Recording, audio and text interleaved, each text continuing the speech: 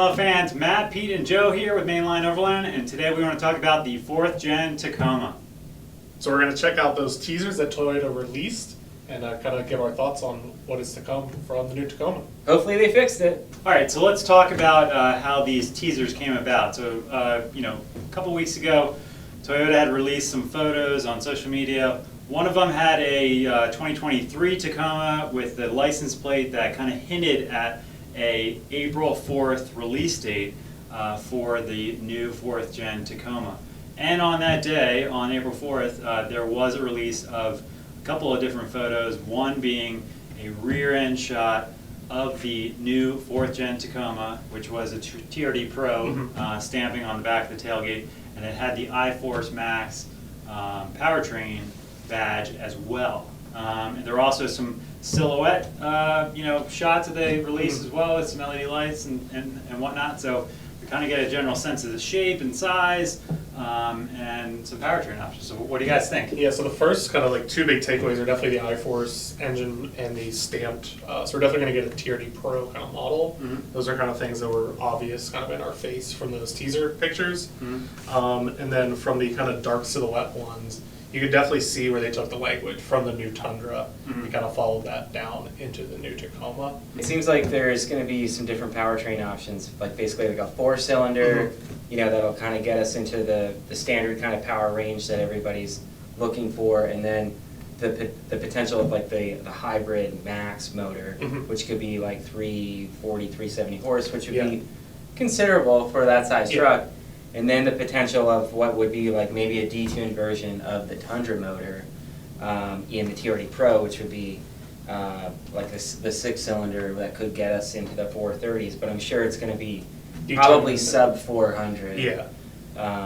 Or like right over 400 to kind of keep you wanting more. But the interesting thing is with if they put a turbocharged motor in there, there's going to be aftermarket support for tuning and engine maps and all that kind of stuff. So that's going to be interesting to see too.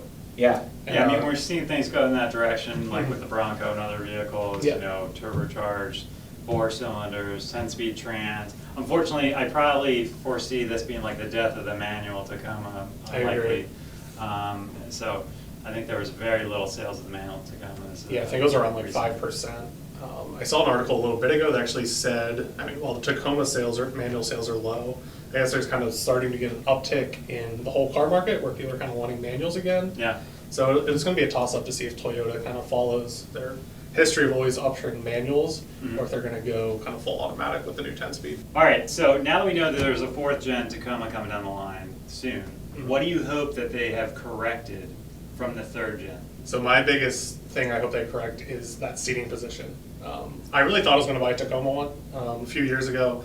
I got in it, I sat in it, and I was like, no, I can't do this just based on the seating position. I totally agree. I hope that Toyota finally realized that their Tacoma enthusiast base are not strictly riding jockeys. They have legs, they have somewhat of a torso, and they need to be accommodated. It is getting ridiculous. I'd agree. I was a 3rd Gen Tacoma manual owner. I'd driven coast to coast twice, and it was awful. It's fantastic if you cut a hole in the floor for your legs.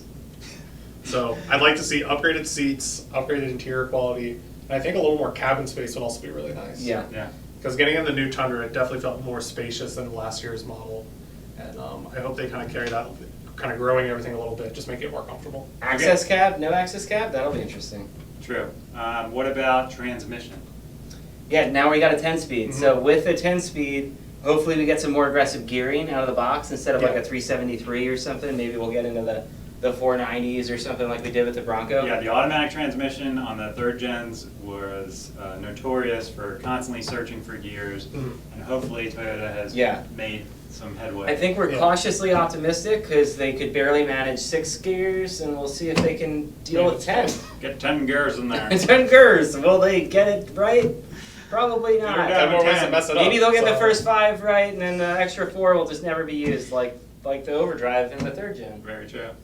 I'd like to see Toyota bring those rear brakes up into the 20th century Not the 21st, just the 20th. It's true. But we would like to see rear disc brakes. Can you imagine that? Wow. Yeah, it would be nice if Toyota finally treated the Tacoma market like it wasn't like a late model Conestoga wagon with leaf springs and drum brakes in the back. Like, Well, hey, on that note, do we think, it's gonna be a coil sprung rear? I don't Like know. the Tundra? Yeah, that's what I'm saying. Maybe we might go coil sprung. I'd be surprised if the baby truck had leafs and the big boy truck had coil springs. Yeah, That'd be a very little good. bit backwards, Yeah, it would but be. Yeah. you know, then again, we had drum brakes, so they might keep it that way. True. I would they put go- money on it being coil spring in the rear.